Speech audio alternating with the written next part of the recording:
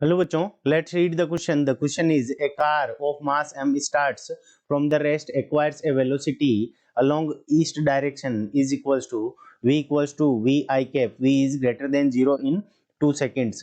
Assuming the car moves with the uniform acceleration, the force exerted on the car is.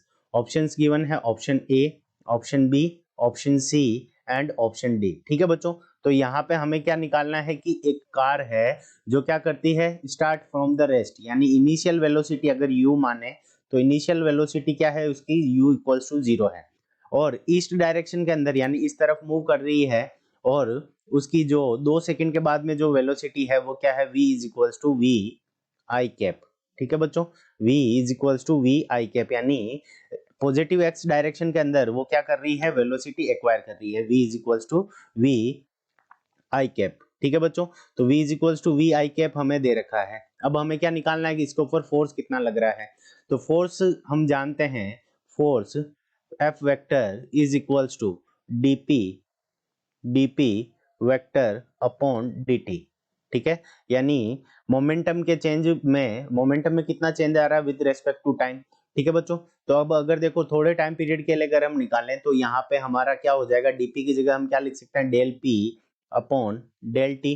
ठीक है बच्चों, यानी final momentum minus initial momentum upon time. तो final momentum, तो हमें मास कितना दे रखा है, m दे रखा है हमें. ठीक है, अब फाइनल वेलोसिटी क्या है, v, और इनिशियल वेलोसिटी क्या है, u, m multi v minus 0 upon delta time, यानी टाइम कितना है, तो वो कितना है 2 सेकेंड्स. ठीक है बच्चों, तो यहाँ पे हमारे पास जो फोर्स आ जाएगा mv वेक्टर अपॉन 2. ठीक है बच्चों, तो जिस डायरेक्शन के अंदर हमारा मोमेंटम है उसी डायरेक्शन में फोर्स होगा. ठीक है बच्चों, अब इसको देखने के लिए हम क्या करते हैं, देखो जैसे मान लो ये हमारा कार का टायर है.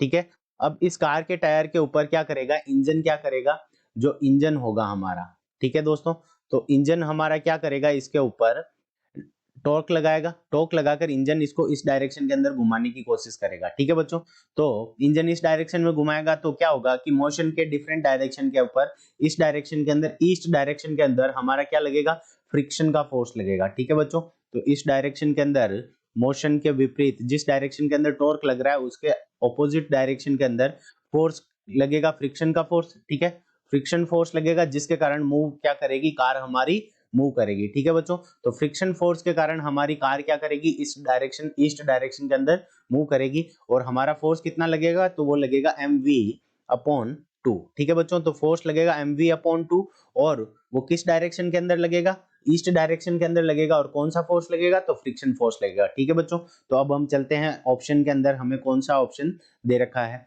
तो दे रखा है mv upon 2 eastward and it is exerted by the car engine. तो ये क्या हो जाएगा, इनकरेक्ट हो जाएगा.